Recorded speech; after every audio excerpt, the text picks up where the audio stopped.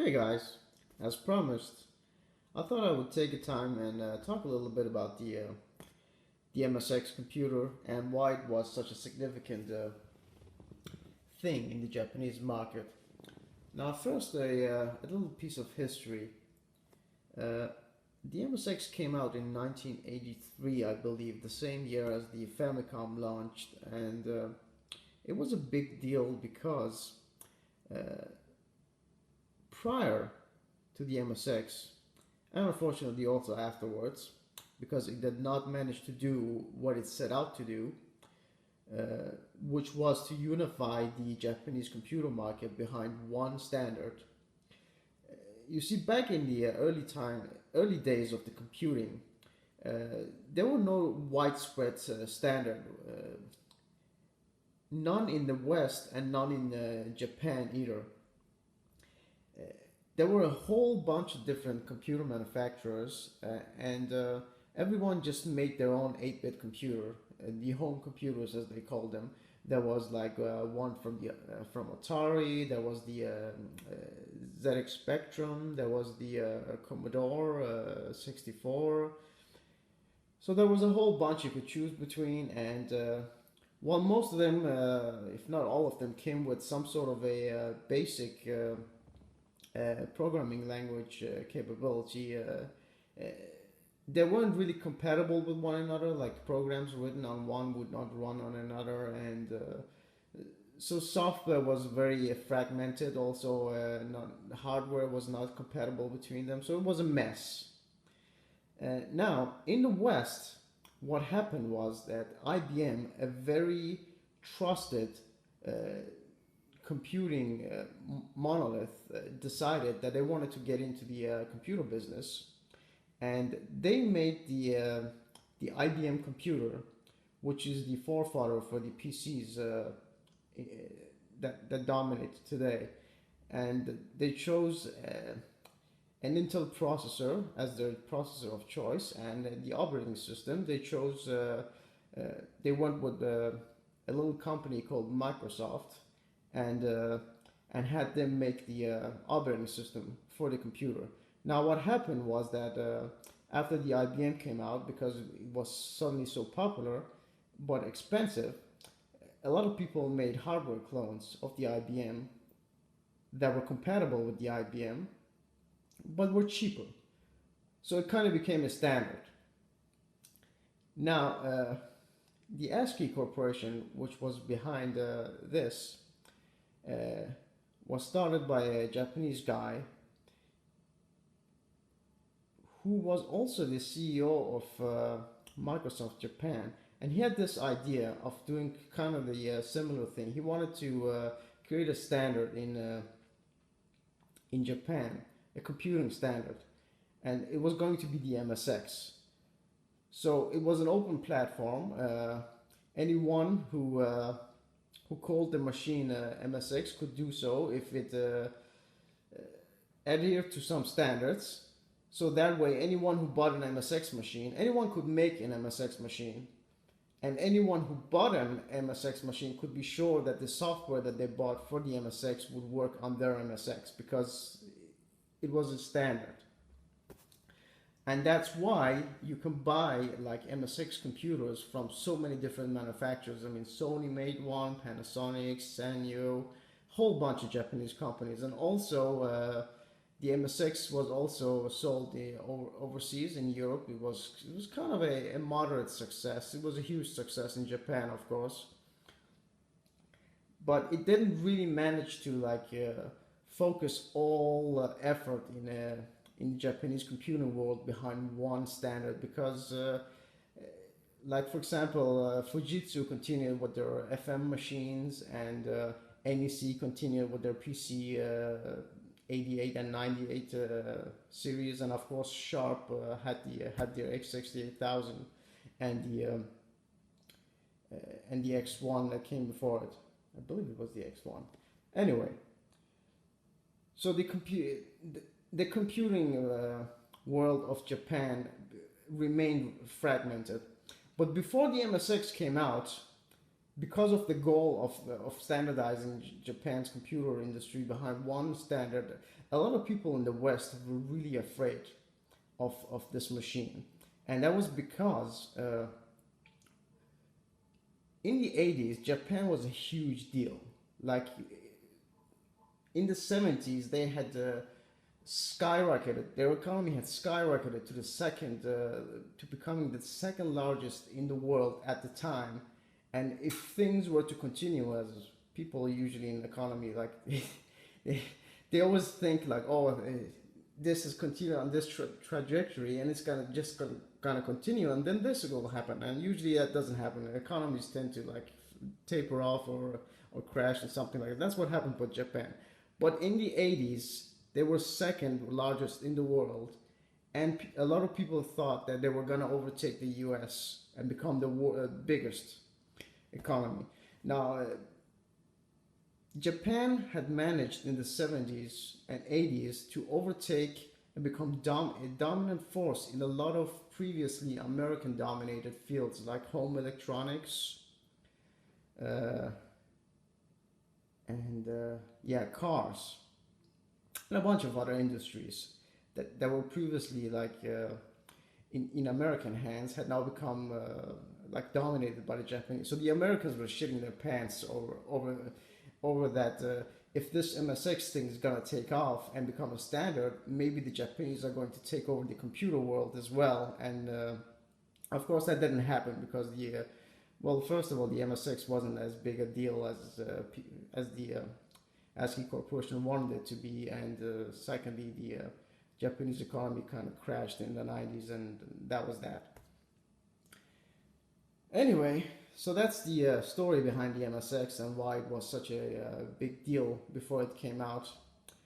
Now let's have a look at what happens when you just turn it on without a cartridge inside. This all the MSX computers will do this, so far as I understand. Let me see. Where's the power button? There we go. Okay, so first thing you see is the MSX logo, and then you get to know how much RAM you have on board, and the amount of RAM could vary from model to model, and in fact you can upgrade the memory of this unit via a mod. You can upgrade it to be up to 512, and the video RAM you can upgrade that as well. So anyway, what happens when you boot the machine is it just boots into a basic prompt, kind of like the Commodore 64 and a bunch of other 8-bit computers. And by basic I mean the programming language BASIC. So this was a very popular feature of 8-bit computers from the 80s. I'm not sure why. I guess BASIC was a very simple programming language that anyone really, children or computer illiterate people could easily learn to type in a few commands and have something happen on the screen, and I guess that was cool. And the MSX is actually a full-fledged computer, so you can program it through that basic interface. You can type in full programs. You can even send commands to the operating system or any sort of hardware that is present. And in fact, one of the interesting things about the Panasonic model that I have in particular is that unlike the other MSXs up until MSX2 Plus, who all had the same CPU running things behind the scene, which was a Z80 processor clocked at around 3 point something megahertz, and this had not changed from 1983, which was the year where the first revision of the MSX came out, up until 1988, where the MSX2 Plus revision came out. They all had the same really weak, slow CPU. But this particular MSX model you could overclock the CPU. It had the capability to run the CPU at a higher speed, and you would enable this by typing in a command in BASIC, where you just change a region in the memory, and then it will switch the machine over to the high-speed mode. And in the same manner, you could send all sorts of commands and change all sorts of things. So one thing I didn't talk about was the battery in my machine. Why is it that it had a battery compartment? And that's actually to save a couple of parameters that you can change. I'm not entirely sure what they are, but they seem to be something related to the graphics modes. You can set the clock. I'm not sure whether you can save any information about the clock speed. And I'm not even sure if the clock speed can be used in games. I mean, cartridge games, they just boot into the game. So I'm not sure about that.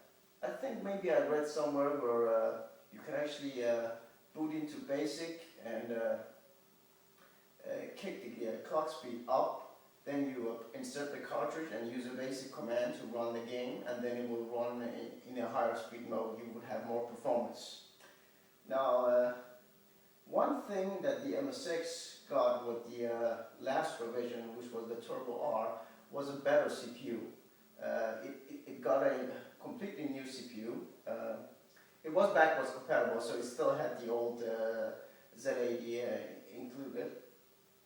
But it had another processor, which was more akin to the, which put it to be closer to the 16-bit systems that were out at the time. Unfortunately, it was too little too late. The only company that actually produced a MSX of the last revision was Panasonic. So there are only 2 Turbo R models available. Both came from Panasonic. So by then, the MSX computer was kind of dead, and there really was no successor to it. By then, the market had already been fragmented by mostly going into NEC's favor with their PC98, and of course Fujitsu and Sharp, they mopped up the rest. And a couple of years later, in the 90s, the Wintel machines became standard in Japan, and in that way, like the unique computer ecosystem that existed in Japan kind of just vanished, and everything just turned into Windows computers by that time. But until then, it was a magical time where the Japanese were running their own entirely own show, and in my opinion, their computers were a lot more interesting than what we got here in the West. Anyway, I think that's, for now, that's what I have to say about the MSX. But who knows? I'll probably do some more videos about it in the future when I get my flash cartridge, or if I ever decide to maybe upgrade the RAM or any other things. Oh yeah, I also recently won an auction for a PC98, so in the future look forward to me going over that platform as well. That's the last Japanese PC platform on my list, so now I have everything crossed off. But you know what? Recently I've been thinking about the PC88 as well. Who knows? Maybe that will be a future acquisition. For now, I think I'm fine with the PC98, the MSX, the X68000, and the FM Towns. I think those are the most interesting PC platforms that existed in Japan of the 80s and 90s. Until next time.